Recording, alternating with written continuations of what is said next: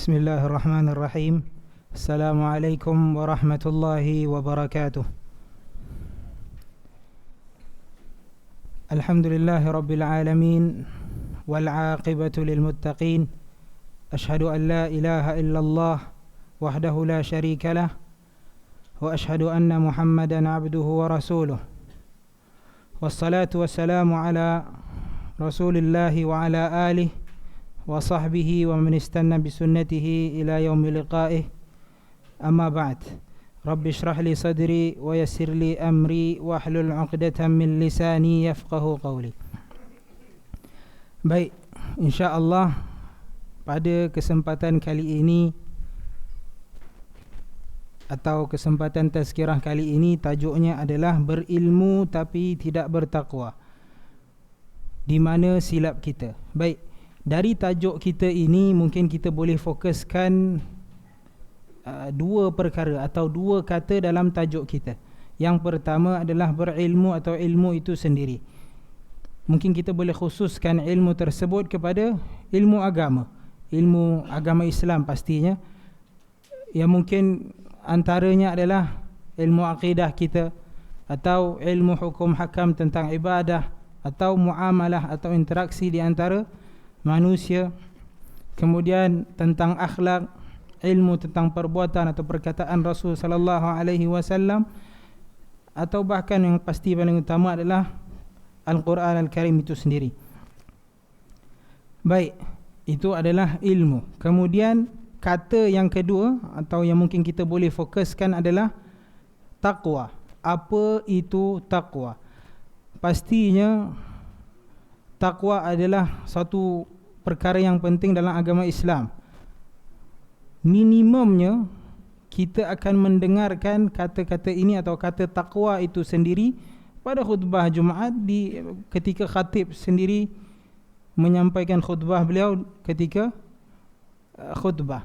Contohnya, ya ayuhan nasu taqu rabbakum, dan seterusnya, ya ayyuhallazina amanu taqullah, wahai manusia, bertakwalah kepada Rabb kalian. Wahai orang-orang yang beriman atau orang-orang yang beriman, bertakwalah kepada Allah, dan seterusnya. Jadi pastinya kita tahu adanya kepentingan takwa itu sendiri.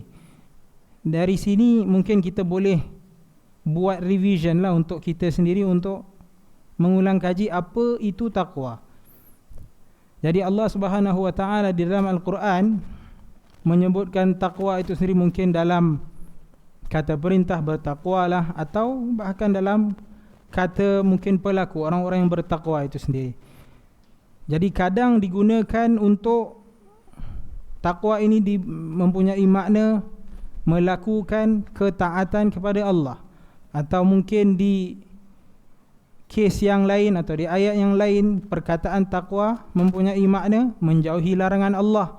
Kemudian antara makna-makna yang lain adalah ikhlas kepada Allah, bahkan tauhid, bahkan al-khauf, takut kepada Allah Subhanahu wa taala.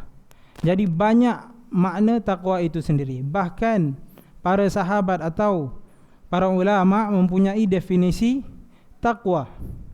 Antaranya ada perkataan yang dinisbatkan kepada Ali bin Abi Talib apabila beliau menyatakan tentang takwa. Apa beliau nyatakan? Al-khawfu minal jalil wal amalu bit tanzil wal ridha bil qalil wal isti'dadu li yaumir rahil. Al-khawfu minal jalil, rasa takut kepada al-jalil yang maha mulia, iaitu Allah Subhanahu wa taala. Kemudian wal amalu bit tanzil, melaksanakan amalan sesuai dengan apa yang diturunkan, iaitu Al-Quran atau As-Sunnah. Kemudian waridha bil qalil, merasa ridha akan sesuatu yang sedikit. Kemudian al-isti'dadu li yaumir rahil, mempersiapkan diri untuk hari mati kita nanti. Kemudian antara lain atau definisi yang lain dari Abdullah bin Mas'ud, an yuta'allahu fala yu'sa, hendaklah Allah itu ditaati dan tidak dimaksiati. Kemudian apa? An yudhkara wala yunsa, hendaklah Allah itu diingati selalu dan tidak dilupakan. Kemudian wa an yushkara fala yukfar, hendaklah Allah itu disyukuri selalu dan tidak dikufuri. Jadi kalau kita nak gabungkan makna-makna yang kita tahu sekarang kemudian dengan definisi-definisi yang ada, apa kita boleh simpulkan? Mungkin para ulama sebahagian orang menyimpulkan taqwa itu apa? An taj'ala bainaka wa baina adzabillahi wiqayah, hendaklah engkau menjadikan di antara dirimu dan azab Allah wiqayah, pelindung. Dengan apa? Bimtithali awamiri, dengan melaksanakan perintah-perintah Allah, wajtinabi nawahi, dan meninggalkan segala larangan-larangannya. Jadi dengan ini kita kalau nak menggabungkan antara ilmu dan taqwa, mungkin seperti yang telah disebutkan, taqwa antara makna-maknanya adalah al-khawf. Antara ayat yang menyebutkan tentang al-khawf atau rasa takut dan berilmu atau ilmu itu sendiri apa? Qala ta'ala innama yakhshallaha min ibadihi ulama, sungguh orang yang paling takut atau yang takut akan Allah di antara hamba-hambanya siapa? Orang-orang yang berilmu. Jadi dengan ini macam mana kita nak capai rasa takut? Macam mana kita nak capai ketakwaan? Dengan menimba ilmu pastinya.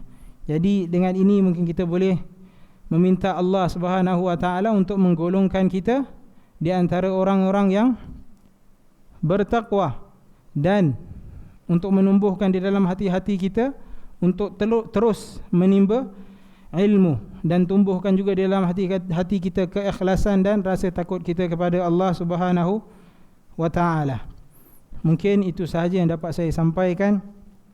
Semoga sedikit sebanyak dapat diambil faedah. Pastinya yang benar itu semua dari Allah Subhanahu wa taala, dan pastinya silap dan kekurangan adalah dari diri saya sendiri. Hadza wa sallallahu wa sallama wa baraka ala Muhammad wa ala alihi wa sahbihi ajma'in. Wassalamualaikum warahmatullahi wabarakatuh.